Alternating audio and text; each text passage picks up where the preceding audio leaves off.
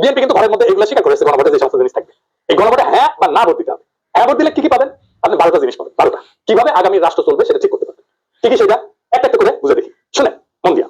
আপনি কি এমন একটা বাংলাদেশ চান যেখানে তত্ত্বাবধায়ক সরকার, নির্বাচন কমিশন, সরকারি কর্ম কমিশন মানে যেটাকে পিএসসি বলা হয়, এটা গঠনে সরকারি দল এবং বিরোধী দল একত্রে কাজ করবে। সুন্দর কথা না? 2 নাম্বার, সরকারি দল ইচ্ছামতো সংবিধান সংশোধন করতে পারবে না। সুন্দর না কথাটা? 3 নাম্বার, সংবিধানের গুরুত্বপূর্ণ পরিবর্তনের ক্ষেত্রে গণভোটের বিধান চালু হবে। সুন্দর না? আমরা সবাই মিলে ভোট দিয়ে ঠিক করবো। 4 নাম্বার, বিরোধী দল থেকে ডেপুটি স্পিকার এবং গুরুত্বপূর্ণ সংসদীয় কমিটির সময় সভাপতি নির্বাচিত হবে বিরোধী দল থেকে। সুন্দর না? যত মেয়াদী হোক কেউ সর্বোচ্চ 10 বছরের বেশি প্রধানমন্ত্রী থাকতে পারবে। সংসদের নারী প্রতিনিধিত্ব পর্যায়ক্রমে বাড়বে। ক্ষমতার ভারসাম্য প্রতিষ্ঠার জন্য পার্লামেন্টে একটা উচ্চ কক্ষ গঠিত হবে। দেশের বিচার ব্যবস্থা স্বাধীনভাবে কাজ করবে। সুন্দর কথা না? আপনার মৌলিক অধিকারের সংখ্যা বাড়বে। কিরকম একটা মৌলিক অধিকার হচ্ছে ইন্টারনেট সেবা কখনো বন্ধ করা যাবে না, এটা মৌলিক অধিকার হিসেবে ঘোষণা দেবে। আর হাসিনা বন্ধ করে দিয়েছিল। দণ্ডপ্রাপ্ত অপরাধীকে রাষ্ট্রপতি ইচ্ছামতো ক্ষমা করতে পারবে না। ফাঁসি দিলেও তো ক্ষমা করে দেয়, জেল দিলেও ক্ষমা করে দেয়। রাষ্ট্রপতি এবং প্রধানমন্ত্রী ক্ষমতার মধ্যে ভারসাম্য থাকবে। রাষ্ট্রভাষা বাংলার মর্যাদার পাশাপাশি অন্যান্য জাতিগোষ্ঠীর ভাষাও সাংবিধানিকভাবে স্বীকৃতি হবে।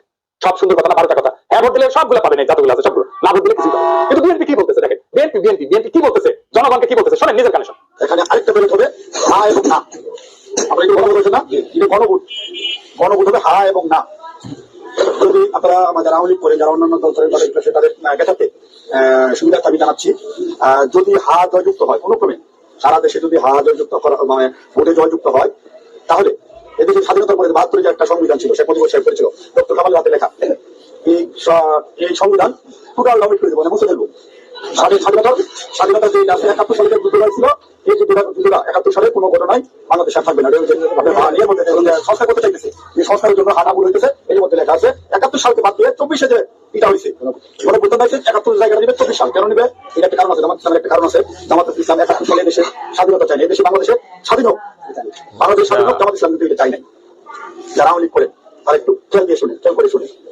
যদি হা জয়যুক্ত হয় তাহলে আওয়ামী লীগ কিন্তু এখন মানে কি জানি প্রজ্ঞাপনের মাধ্যমে আপনার স্থগিত নির্বাচনে অংশগ্রহণ করতে পারবে না। যদি হা জয়যুক্ত হয় তাহলে আওয়ামী লীগ একবারে আর কোনো মিটিং টিটিং হবে না, মিটিং টিটিং চলতে উঠবে না। ওই হার মতো ইলে আছে আওয়ামী লীগ নিষিদ্ধ। এই যে 24 সালে কোনো হত্যার জন্য আওয়ামী লীগ কিন্তু নিষিদ্ধ হয়ে যাবে। আপনাদের বলি যদি হাতের ভোট দেন, হাতে ভোট দিলে আপনার 16 ডিসেম্বর থাকবে না, 26 মার্চ থাকবে না, আপনার 71 সালে যে যুদ্ধ করছে মামলার যুদ্ধ দিচ্ছে সেটা থাকবে না। অর্থাৎ আপনারা যারা আওয়ামী লীগ করেন দয়া করে আপনারা না ভোটের জন্য হলো আমরা বিজয় চাচ্ছি সকল দল মিলে নির্বাচন হোক। সকল এবার না হোক, সামনে যারা সকল দল একটা নির্বাচন অংশগ্রহণ 5 বছর পরে সকল দল নির্বাচন অংশগ্রহণ করতে পারে।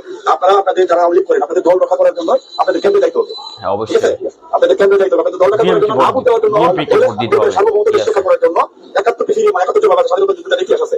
এই ইতিহাসটা রক্ষার জন্য হলো যারা না ভোট দিবে, যারা আওয়ামী লীগ করেন আপনাদের কেন্দ্রে অবশ্যই যেতে হবে। কেন্দ্রে যদি আপনারা আপনাদের দলকে রক্ষা করতে চান, কিন্তু আপনাদের কোনো নমিনেশনের আওয়ামী লীগের কোনো মাতি নাই, দয়া করে সেক্ষেত্রে আপনাদের কাছে আমাদের অনুরোধ, যারা আওয়ামী লীগ করেন বিএনপি ভোট আমাদের দিবেন, আমাদের ভোট দিবেন।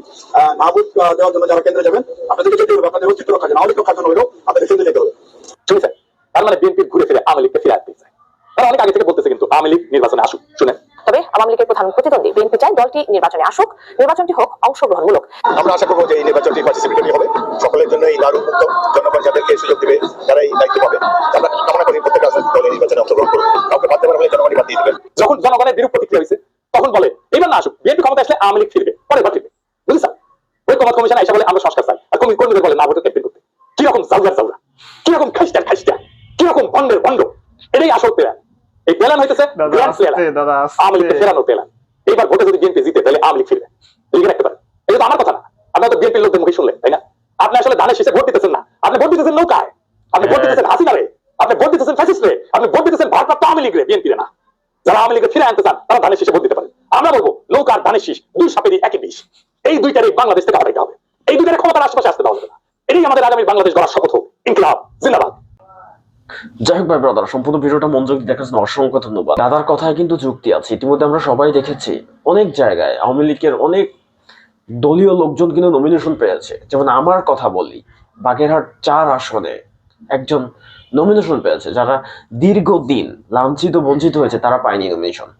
একজন আওয়ামী লীগের নেতা পেয়েছে সে নমিনেশন বাগেরহাট 4 আসনের।